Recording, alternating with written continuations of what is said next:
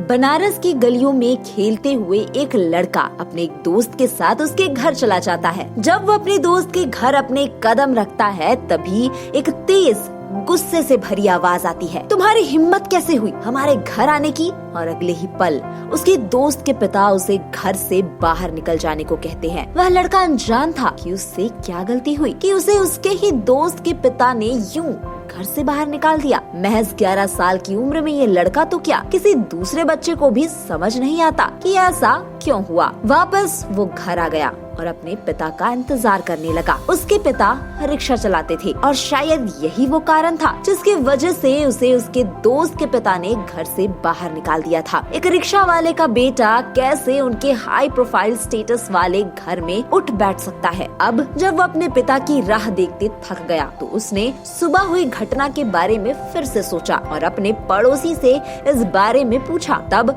उस पड़ोसी ने उससे कहा कि तुम्हारे साथ ये व्यवहार हुआ उसका कारण तुम्हारा बैकग्राउंड है। तपाक से उस बच्चे ने दूसरा सवाल किया, ये बैकग्राउंड कैसे बदलते हैं? पड़ोसी ने जवाब दिया, बैकग्राउंड या तो तुम अपने पिता की आर्थिक स्थिति में परिवर्तन लाकर बदल सकते हो या फिर तुम कोई हाई पोस्ट या हाई प्रोफाइल जॉब हासिल कर लो। तब उस बच्चे ने पूछा कि हमारे देश की सबसे हाई प्रोफाइल सर्विस कौन सी है? बच्चे के सवाल में जिज्ञासा, दर्द और हौसला साफ साफ झलक रहा था। तभी उस पड़ोसी ने कहा, बेटा अगर तुम IAS बन जाओ तो उससे बड़ी इस देश में कोई सर्विस नहीं है। और दोस्तों यहीं से शुरू हुआ उस लड़के के संघर्ष का सफर। जिस उम्र में लोग डॉक्टर इंजीनियर बनने के सपने मजाक में देखते या खेल खेला करते, उसी उम्र में उस लड़के ने IAS बनने का संकल्प ले डाला और यही अपमान उसकी जिंदगी का टर्निंग पॉइंट बना। वो रिक्शे वाले का लड़का था गोविंद जायसवाल, जिन्होंने हिंदी मीडियम में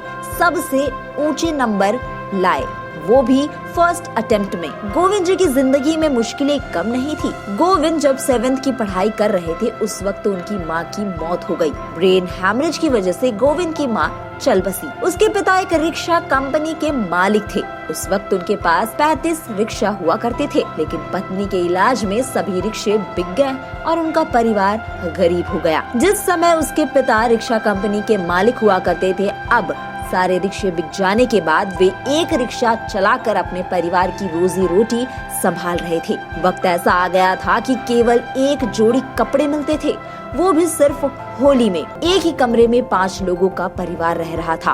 वहीं खाना बनाना, वहीं सोना, आप कल्पना भी नहीं कर सकते। पर यही बातें गोविंद को हमेशा उनके लक्ष्य की याद दिलाती कि उन्हें बहुत आगे जाना है। उनकी बड़ी दीदी ममता जब पढ़ाई के लिए स्कूल जाती तो लोग ताना देते, अरे तुम्हें तो दूसरों के घर में बर्तन धोने चाहिए, जिससे घर के लिए 2 पैसे कमा लोगी, पढ़ लिख कर क्या करोगी?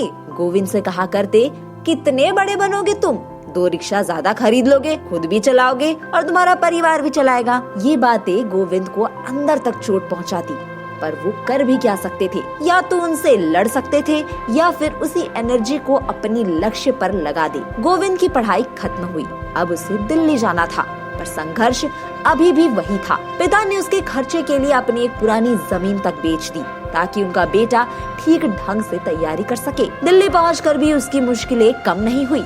गोविंद के पास खाने का पैसा चुकाकर केवल 150 रुपए ही बचे थे। उन पैसों में बिल्कुल ही पॉसिबल नहीं था कि वो 2 टाइम का खाना भी खा सके। अब पिताजी के पास देने को कुछ भी नहीं बचा। आप खुद सोचिए, 150 रुपए आप कितने दिन चला सकते हो, वो भी दिल्ली जैसे शहर में। गोविंद ने अपने खाने को आधा कर दिया, चाय बंद करा दी। कम खाने की वजह से उसे कई बीमारियां हुई, वे कमजोर हो गए। अब जब उन्होंने अपना पहला एग्जाम अटेम्प्ट किया, प्रीलिम्स के बाद मेंस पास करने के बाद अब इंटरव्यू के लिए उसे अच्छी ड्रेस और जूते चाहिए थी। तब उनकी प्रेग्नेंट दीदी ने, जिन्होंने अपना चेकअप कराना था, उन्होंने उन चेकअप के पैसों से गोविंद के लिए ड्रेस का इंतजाम कर दिया। उनकी दीदी को सबने कहा कि आपको खतरा हो सकता है अगर इलाज नहीं हुआ तो, लेकिन उसकी दीदी को भरोसा था। उसने कहा कि गोविंद का रिजल्ट 14 मई को आ जाएगा, तब अपना इलाज करवा लूंगी। उनके इस विश्वास को गोविंद तोड़ना नहीं चाहते थे। उसकी दूसरी दीदी गीता, जो परिवार वालों से लड़कर उन्हें सपोर्ट करती थी, बहुत सारी उम्मीदें थी उन्हें अपने भाई से उन उम्मीदों को वो कभी तोड़ना नहीं चाहते थे। रिजल्ट आने के बाद उनके पिताजी की तबीयत बहुत खराब हो गई। उनका बेहतर इलाज करने की क्षमता अब उनके परिवार में नहीं थी, क्योंकि सब कुछ गोविंद के पढ़ाई में पहले ही लग चुका था। अपने पहले ही अटेम्प्ट में गोविंद ने 48 रैंक लाकर अपने सपने को पूरा किया और आज वो IAS बन गए हैं।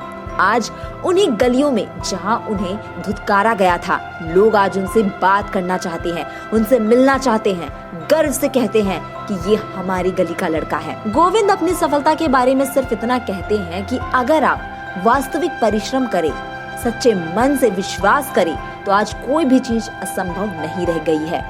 उनका कहना ही यही है कि अभाव के प्रभाव से इंसान बहुत कुछ बन सकता है। इसी के साथ दोस्तों, आज की नथिंग इम्पॉसिबल की स्टोरी में इतना ही। आपको हमारी आज की कहानी कैसी लगी हमें कमेंट में जरूर बताइएगा।